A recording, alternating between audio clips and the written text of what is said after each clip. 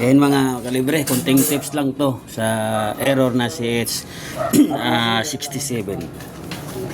Pag error 67 ay outdoor pan motor tayo magpo-focus. So ito. Kailangan natin na i-check yung pan motor natin.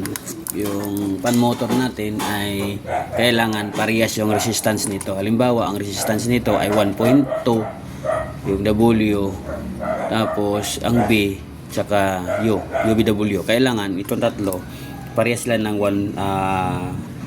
sukat na 1.2, 1.2, 1.2. Ibig sabihin, okay ang pan motor niya. Tapos, isang check natin na pan motor. So, isa-short natin to. So, ipagdikit natin yan, ang pan motor. Tanggalin natin. Halimbawa, natanggal natin yan. Ipagdikit lang natin yan, yung tatlong wire. So, tanggalin muna natin. Ito na lang, sample na lang natin. Ito. Tatlong wire din ito mga kalibre. Yan. So, halimbawa, tatlo ang wire. So, yan, malambot yan malambot ikutin yan. Tapos, i-short lang natin tong tatlo.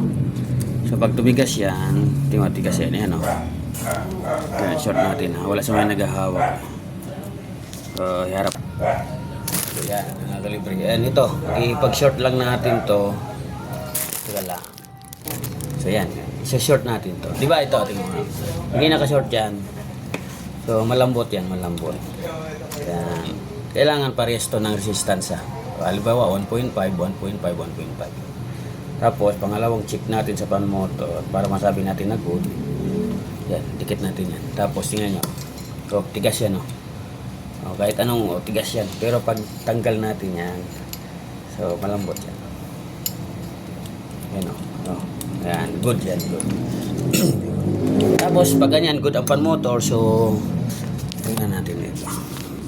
So, yan, to mga filter capacitor, pang-check natin yan. So, nandyan naman yung, microfarad, 47 ohms, check natin yan. So, kung parehas yan. Tapos, 15 volts ang supply nito. So, i-check din natin to, ang 15 volts.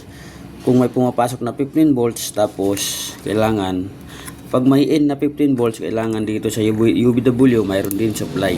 Halimbawa, 14 volts to, kailangan 14 volts din to, yung tatlo. Yan.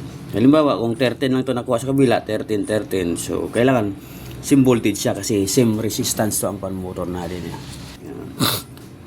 Yan. Kailangan same voltage para makita natin na good. Pag mag-iba ang voltahe dito, halimbawa, dito ay 12 tapos 15.